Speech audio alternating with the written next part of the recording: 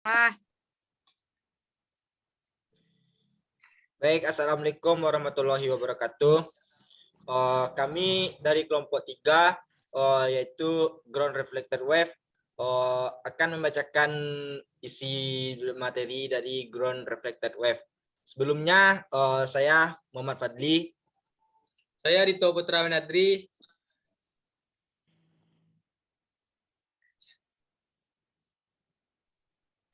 Saya Pija Patricia.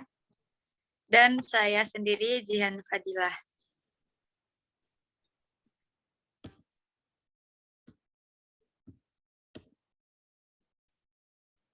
Pendahuluannya.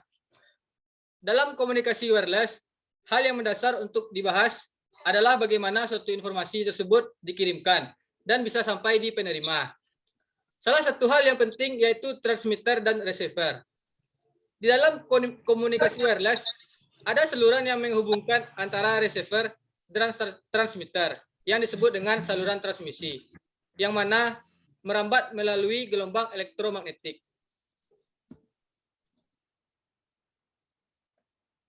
Apa itu propagasi?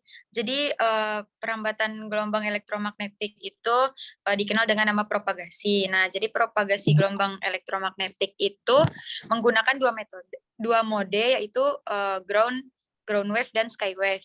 Nah, yang pertama yaitu propagasi gelombang angkasa atau langit, sky wave. Jadi dengan propagasi gelombang angkasa atau langit ini, sinyal dari antena bumi dipantulkan dari lapisan terionisasi pada atmosfer atas atau ionosfer, lalu kembali ke bumi. Setelah itu yang kedua, propagasi gelombang bumi atau tanah, atau disebut juga dengan ground wave.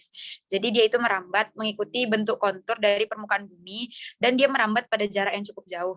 Lalu ground wave sendiri ini ada yang merambat secara line of sight atau loss, atau secara garis lurus pada ruang bebas, sering disebut dengan space wave, dan merambat secara memantul dengan tanah atau ground reflect wave.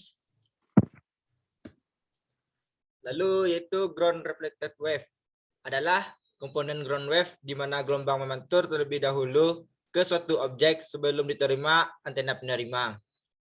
Pemantulan dapat terjadi secara horizontal maupun vertikal terhadap bidang datar ground. Gelombang pantulan ini dapat menyebabkan masalah komunikasi interferensi. Karena lintasan gelombang pantul akan lebih jauh dari gelombang langsung direct wave, maka gelombang pantul akan sampai ke antena penerima setelah gelombang langsung. Bila kedua gelombang sefase, resultannya saling memperkuat. Tetapi bila berbeda fasa, bahkan sampai 180 derajat, akan menimbulkan cancelling effect, yaitu tidak adanya sinyal pada antena penerima, meskipun antena pemancar jelas terlihat line of sight atau loss.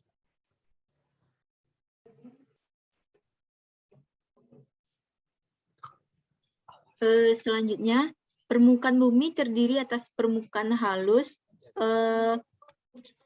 dan air yang dapat menyebabkan pantulan gelombang. Refleksi atau pemantulan terjadi ketika gelombang elektromagnetik mengenai objek yang memiliki dimensi lebih besar dibandingkan dengan panjang gelombang sinyal dari pemancar. Refleksi terjadi pada permukaan bumi, bangunan, tembok, dan penghalang yang lain. Ground reflection penyebab utama multipath fading. Fading adalah sinyal di penerima melemah atau menguatnya sinyal di penerima.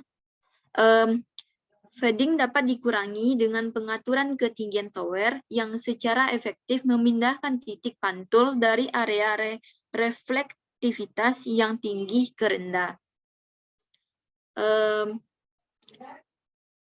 Mungkin hanya itu presentasi dari kelompok kami. Selanjutnya untuk penutupan dikembalikan kepada moderator.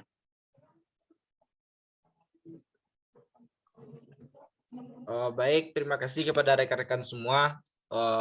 Demikianlah hasil dari presentasi kami, yaitu Ground Reflected Wave.